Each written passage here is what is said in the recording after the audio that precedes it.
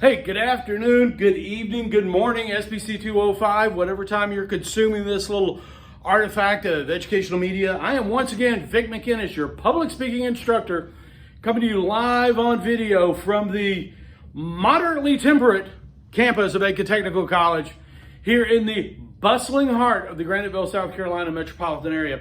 Hey, remember, Aiken Technical College, your #1 source for higher education in Aiken County. Hey, listen, this is it. Last lecture. It's on language. So let's start out with a little language story, a story about language. So back many years ago, when I was a young soldier in the United States Army, I was going to sign out on leave. And when signing out, and any veterans that are listening to this will understand this exactly. So when you leave, you don't just not show up for work like you do in the civilian world where I'm taking tomorrow off. You just don't show up and somebody takes it against your personal time off total. In the military, you have to have a leave form signed. They have to know where you're at and you have to formally leave your unit. And somebody in a position of authority has to sign that document. So I went in and I said, hey, First Sergeant. Went in and talked about First Sergeant, who was the senior enlisted soldier in your unit. In this case, it was my company First Sergeant. I said, hey, First Sergeant, here to sign out on leave. He looks around his desk and he goes, I got nothing to sign your form with. Go get me something to sign the form with. So I walked out. The company clerk's desk was right there outside his office. I saw a pen. I grabbed it. I walked in and I showed him something that looked like that. Said, here you go, First Sergeant. He wanted me to get him something to sign his leave form, my leave forms with. First Sergeant, with language that I, for professional reasons, cannot duplicate word for word, questioned my intelligence, questioned the fact that my parents may or may not have been married when I was born, stated that my being in the Army was proof positive that the United States was on the verge of collapse and that we could not defend ourselves from our enemies because he wanted something to sign my leave forms with, and I brought him that. Now, again, all my veterans listening to this are all laughing because they understand what the joke is. When my First Sergeant told me he needed a pen or something to sign my leave forms with, he needed this. Okay? Not this. You see the difference? To that career NCO, non-commissioned officer in the United States Army, this was nothing. You cannot sign a piece of paper with that. So he said needed a black pen because all forms in the Army are signed in black ink. Okay? So he used language that he assumed I would understand. But as a relatively new troop in the United States Army, I did not get the inference of what he was asking for. Our language did not sync. I did not understand the symbols he was using and what they referred to. So we're talking about language today. We're going to start off with a definition.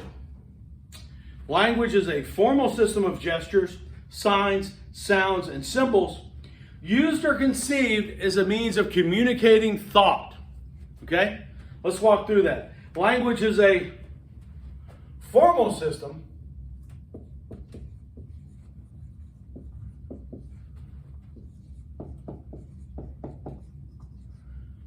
it is a formal system of gestures, signs, symbols. What was the other one? And sounds used to communicate thought.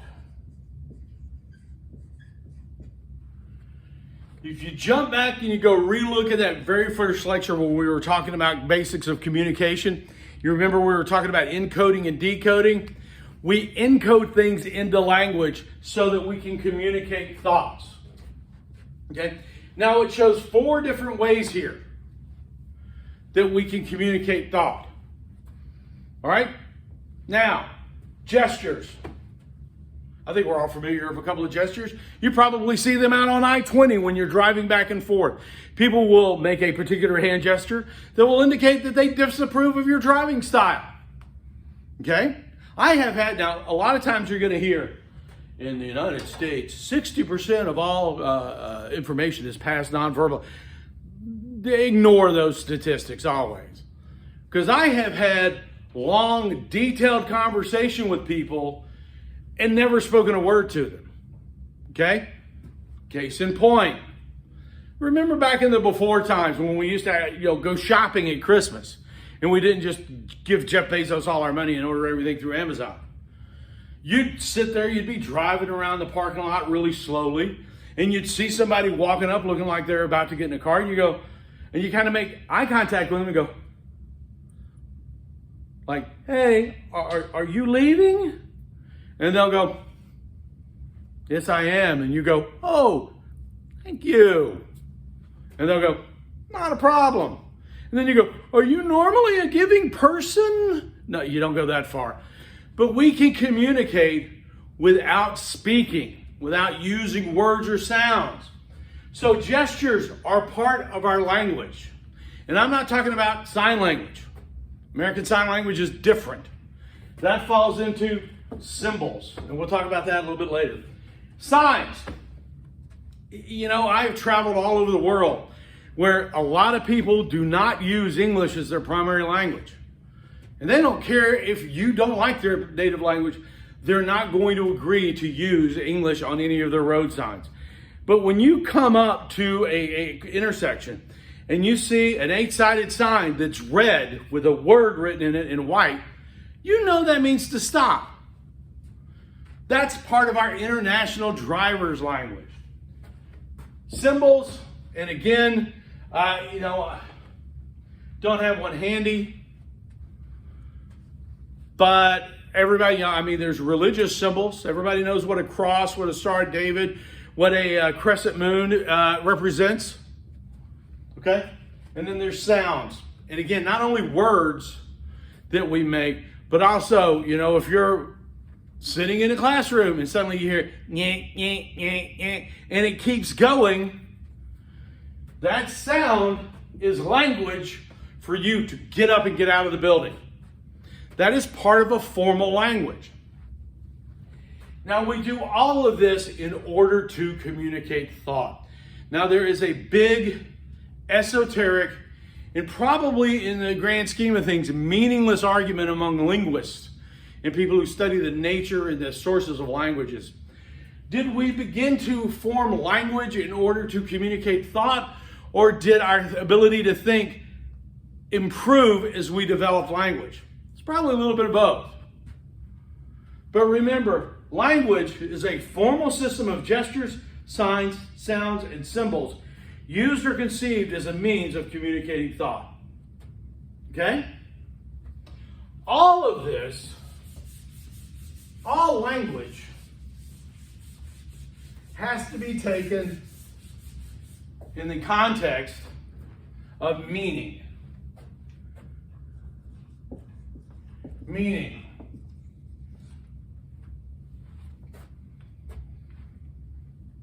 The meaning is the understanding a specific person has associated with an individual sign, symbol, sound, or gesture.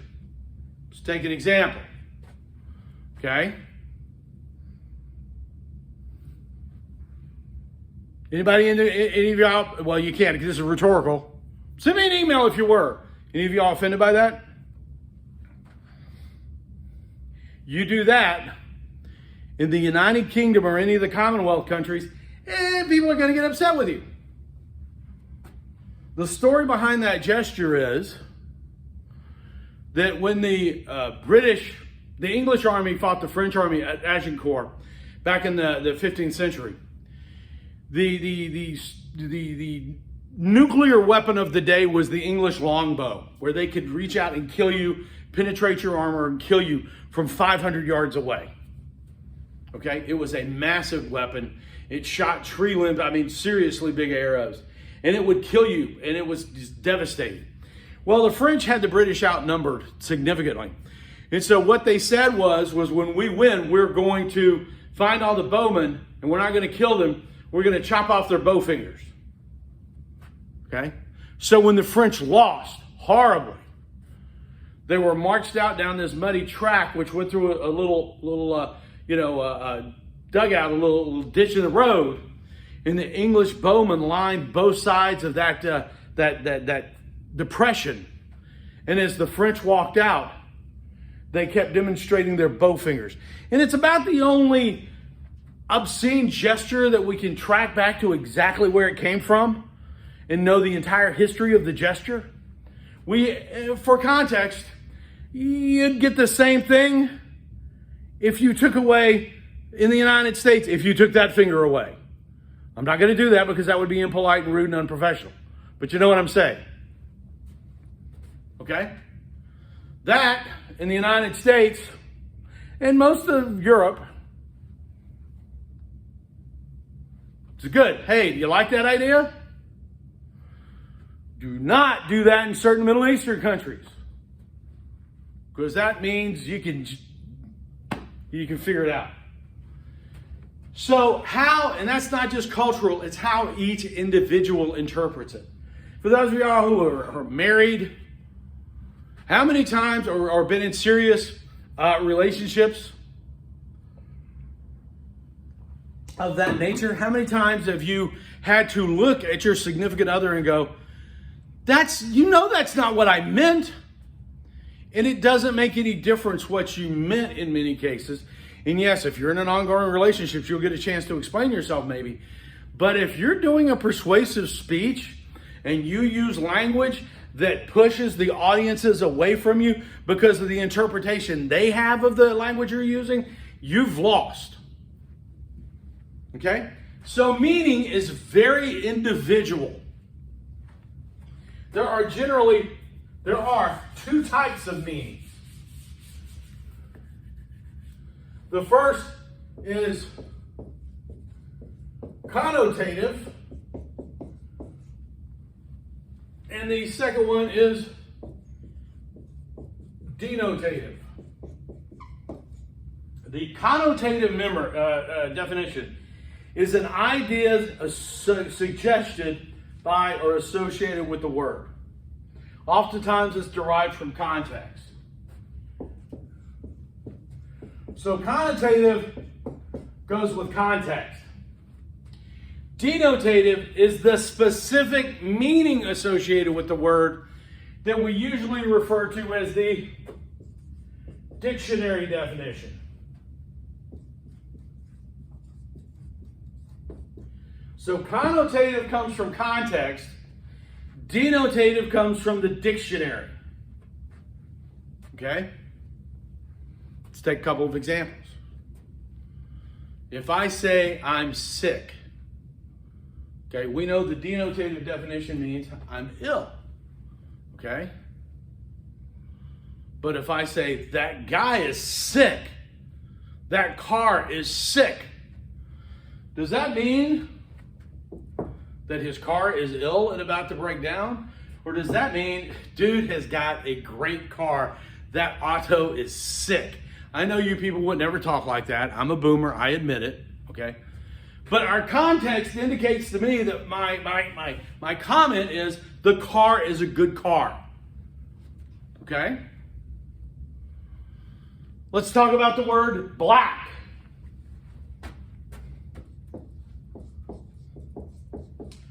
Now, as a physicist, and my uncle Charles was indeed a physicist.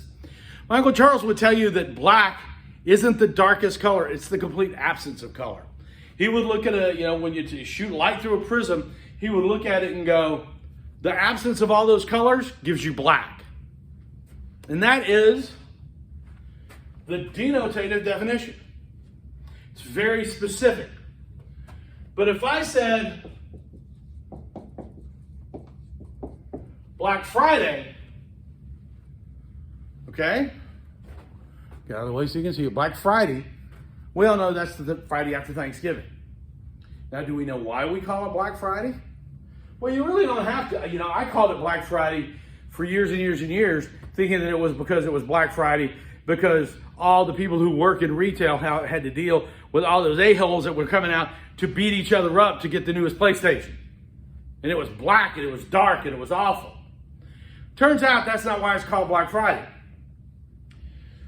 Any of you are in accountancy or in accounting here, you know that when you're writing in a ledger and you're running in a deficit, you're sending out more money than you're bringing in, you record your totals in red ink. Thus the phrase, they're in the red. When you start to make a profit, you record your totals in black. So Black Friday was originally thought up as a phrase and given a new connotative memory or meaning, because the Friday after Thanksgiving is when the stores did such a good deal. They made so much profit, they could switch over from using red ink to using black ink. That's where Black Friday comes from. Okay? Now, here's something about language. Inevitably, trying that the wrong way, the connotative definition will become something that's done in context, used as slang, will become the denotative definition over time if it's continued to be used. Give you an example.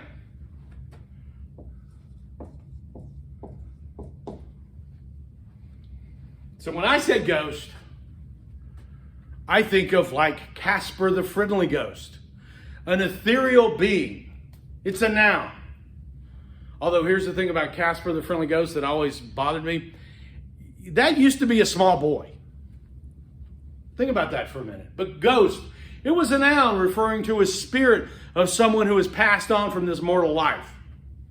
That was a definition that we all agree on. When you say, guy ghosted me, what does that mean? It means he's not talking to you anymore. It's an entirely new connotative definition. Now, will ghost as in ceased communication without notification, is that going to be the denotative definition of that word? I don't know, maybe, maybe not. Depends on how long it's used. But I will give you a good example of one that has made that shift.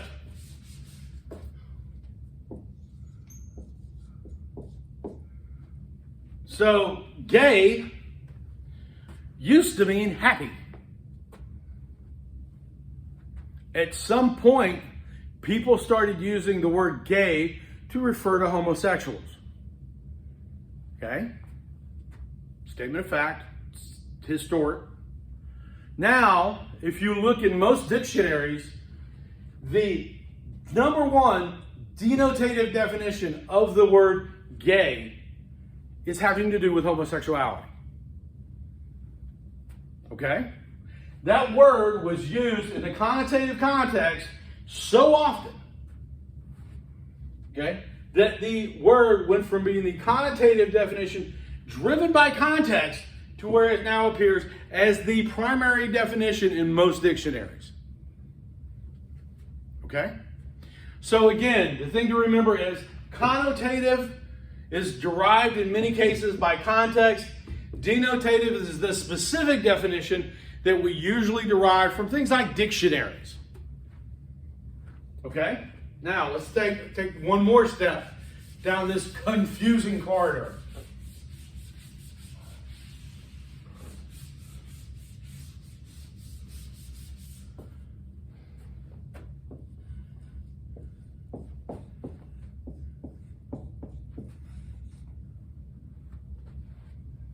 Simple word, right?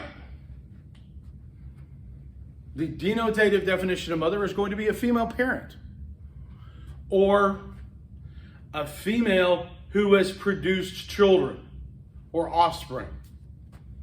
Okay? That is a denotative definition.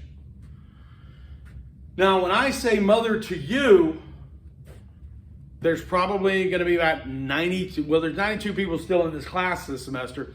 So when I say that to you, 92, I'm going to could possibly get 92 different variations on that theme. Everybody has a different concept and a different idea of what mother is. But let me tell you, not only do we have to deal with that, we have to deal with the idea of mother, our connotative and our meaning associated with it. Our engagement with a word will change over time.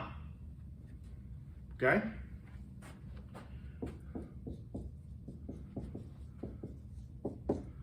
To an infant, a mother is a source of nourishment. That's her primary function to an infant. Let's face it, the primary role of a father at that point is, I don't know. I've never felt so useless in my entire life as the 4 weeks between my first daughter was born and about 4 weeks, when I felt like I was actually doing something, helping with the process, other than trying to keep my wife as comfortable as possible. So for an infant, mother is it's intuitive, because the infant doesn't have the language skills at that point. But an infant would think of mother. They can identify them. They know their mothers by smell, later by sight, by sound. That person, that smell, that sound is a provider of nourishment. To a toddler, they're still sort of the person who provides nourishment, but really they're beginning to be the person who sets boundaries. Don't touch the stove. Do not walk out into the street.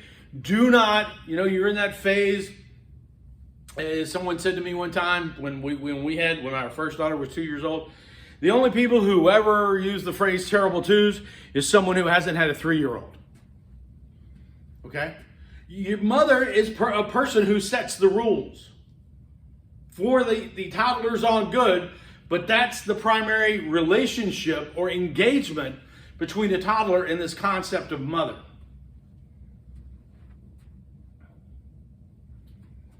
To an adult, well, this becomes various, and we're sort of moving away. But to an adult, we would hope that the mother would be an emotional support person, someone that they can engage with to discuss commonalities. Because as an adult, you begin to have children of your own. You begin to engage with adult problems. And your mother is the adult you've known longest in most cases. And then as an older adult,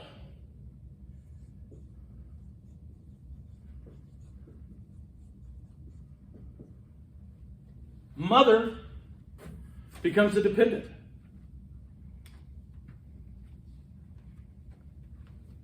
Mother becomes someone that needs you, that you have to provide support for. Okay? So when I say the word mother, granted the infant might not get it.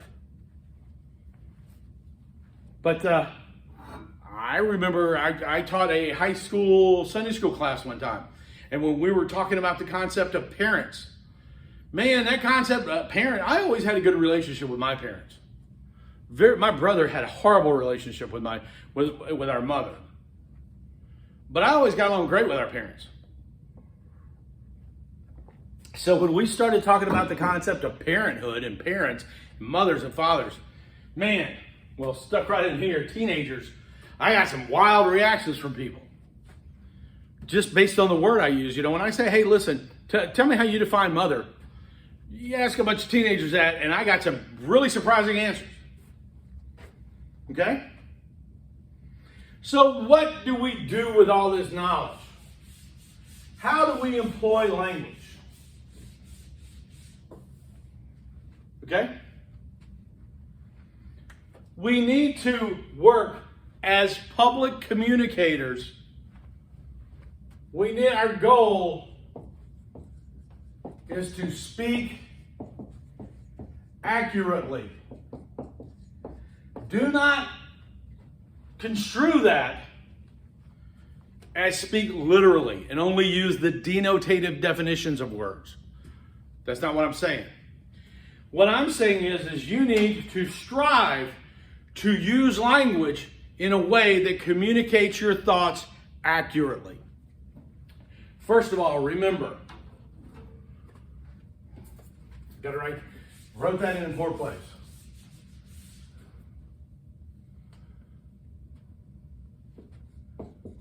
The word is not the thing. The word is not the thing.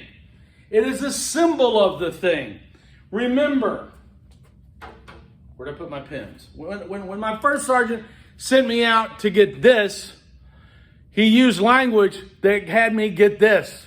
I did not know that this was excluded. Whose fault was that?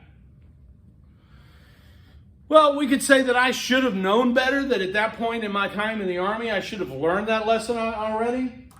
And that's absolutely correct.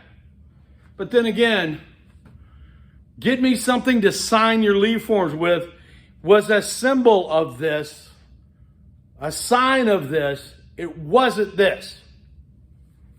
Okay? Second of all,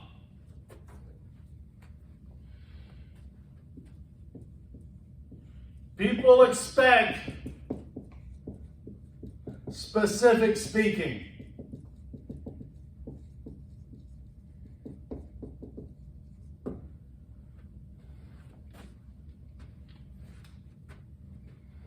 One of the problems that our former president had was that he claimed he didn't speak specifically. But people kind of expect the President of the United States to be specific and to be literal.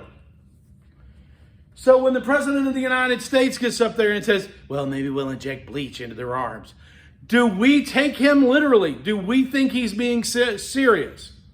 Well, he's a daggone President of the United States. You would think so. He then comes back and goes, well, I was just being sarcastic. You can't take me seriously. Okay? Well, that's fine.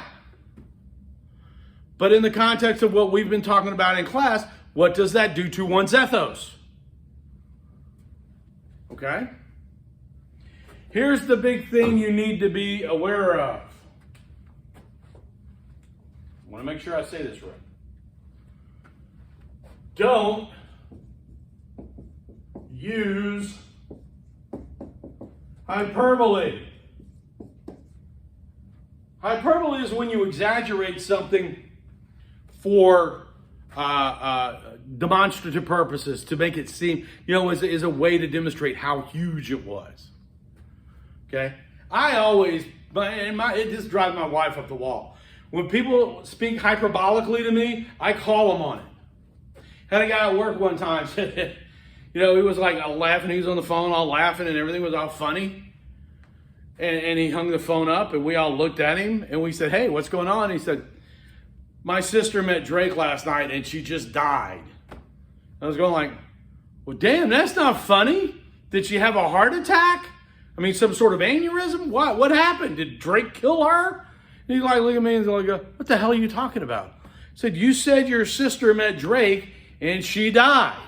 What killed her?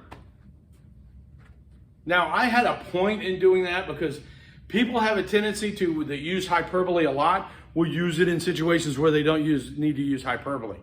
And so I had to try to teach them every day that when you're working for me, we don't use hyperbole. Okay?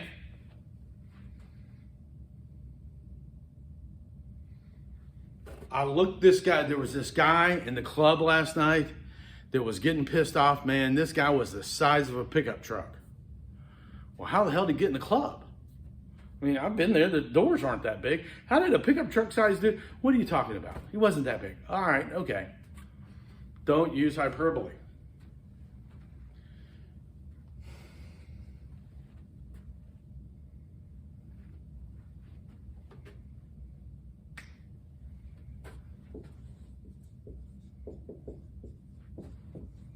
Language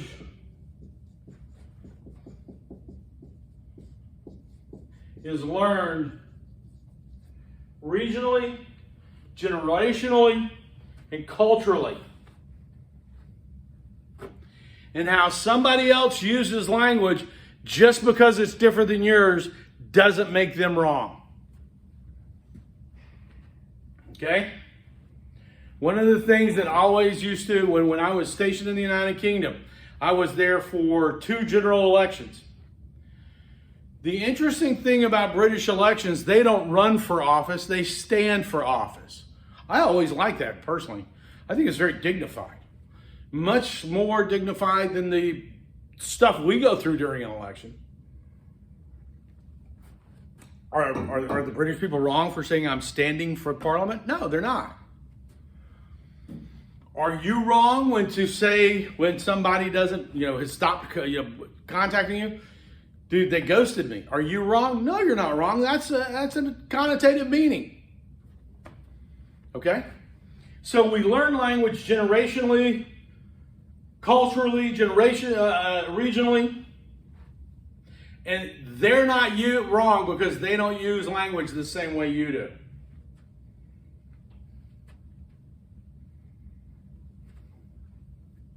Finally,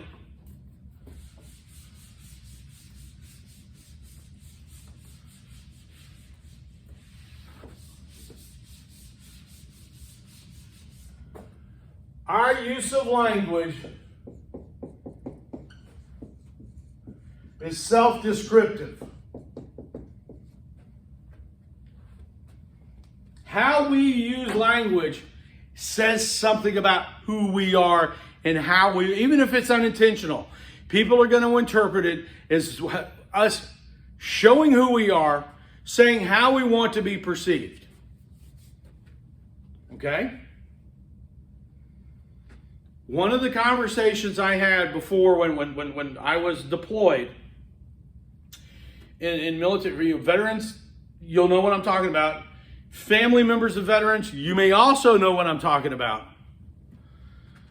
I would sit down before people redeployed back to the States. I would sit down and have a conversation with them, and I'd say, hey, listen, your first thing I would tell them would be, I had a little speech that I gave them about how to take care of themselves when they went back to the States.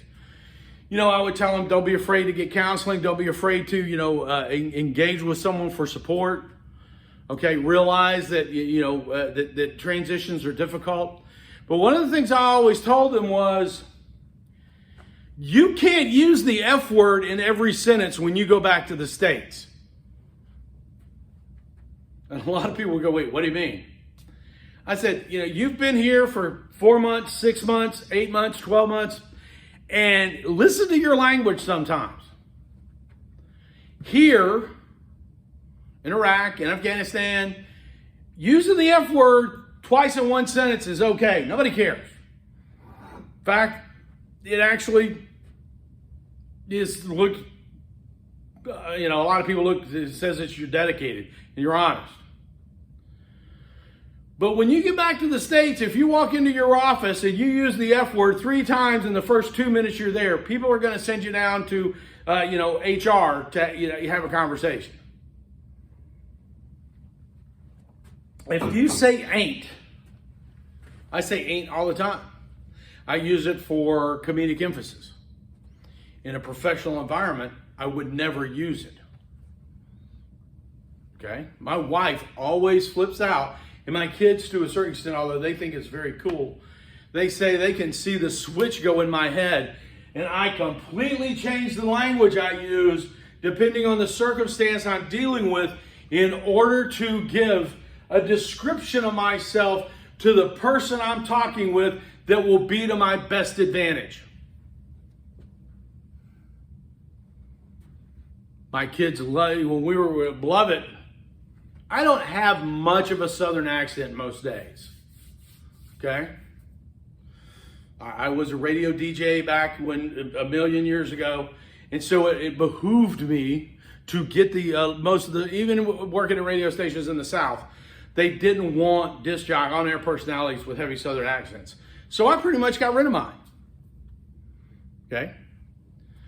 But my kids always laugh when I get stopped by a police officer in the South, when I would be talking to relatives from especially my mother's side of the family, because they're all coal miners. My mother's family originally from East Tennessee. They moved down to Alabama with the coal industry. When it becomes conducive to be a good old boy from Birmingham, Alabama, when I want that self-descriptive Southerner aspect, I will do it. It's oftentimes unconscious. So you need to get used to looking at how people are going to, and judge is a hard word, but judge you based on the language you use. Okay? All right, now, there is chapter 13.1 in the textbook. There is a whole little chart there on how written language differs from spoken language. Look at that. I can only imagine what you guys are sitting there looking at. You're looking at your tablets or on your laptops or on your computers and something I'm doing like, look at it. Okay? 13.1, how spoken language differs from written language. I used to go over it in class. I'm not going to do that because I have nothing to add that's not already in the textbook. I think it's like 12 differences. If you want to go back and look at that and you say, well, how did he know I had memorized this speech? Well, you memorize written language. And it's different than spoken language. And after you've been listening to it for 40 years, you can tell the difference really quickly. Like we don't have a tendency to use contractions as often in written language. Okay? All right.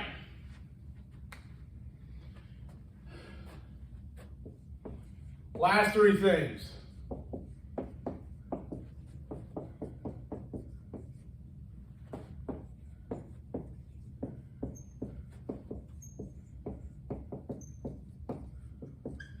How many F's are there in professional?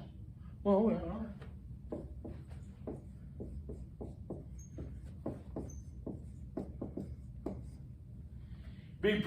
Be adaptive, be professional, and be inclusive.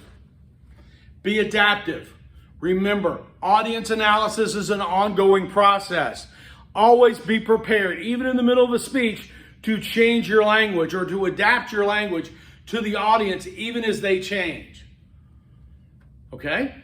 Be professional. If you don't have a default setting of professional, you need to start working on it.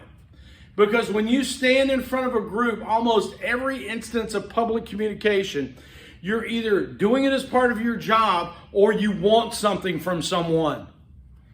If you're doing it as part of nonprofit charity work, if nothing else, you want people to listen to you. Now, being professional doesn't mean you have to be an uptight jerk, but it does mean you need to use adult, professional language. You need to conduct yourself non-verbally in a professional, mature way.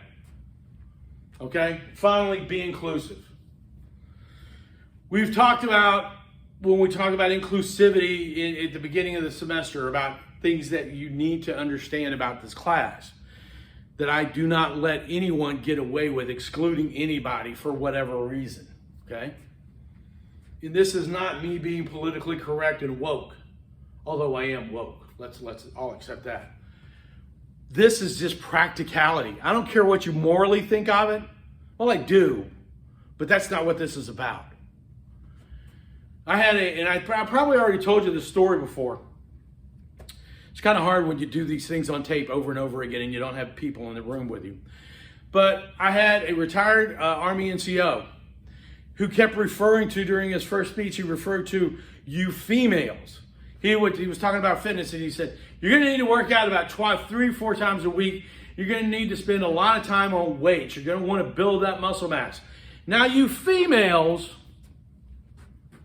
and I'm like going, dude, why are you excluding the females from your speech and only adding them as an afterthought? you're alienated the entire, if you look at our class of 25, there's 7 guys. Do the math. There's 18 females in that class. Your default should have been to talk to the women and throw the men in as an afterthought. Okay? By using exclusive language, gender pronouns unnecessarily. Okay? That's just one example. So don't say disabled. Don't say, and I'm not going to go through the laundry list. I used to, but I try to get away from that. Okay? But today, in the 21st century, if you don't have to mention gender, if you don't have to mention race, if you don't have to mention disability, if you don't have to mention socioeconomic situation, don't. Make your speech and what you're saying, the information you're providing, available to everyone equally. It will make you a more effective speaker. And remember, going all the way back to Aristotle, he said, bring it in full circle for the entire semester.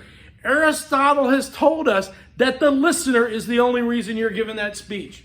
And it's the listener that determines the effectiveness of your speech and your use of language, not you. Bringing it home at the very end, last lecture, closing it out. And no, I did not plan it to end that way, but I am taking the win and I'm going home. All right, that's it. That's all your lectures. You will see a final exam review very soon. Okay? A final exam coming up. Remember, even though it's the end of the semester, I am always available to you via email. I can set up a Zoom conference with you. We can meet on campus. It's all available to you. If you have a question, you let me know. All right? That's it. Last lecture, closing out. Everybody stay safe, and we will talk to you soon.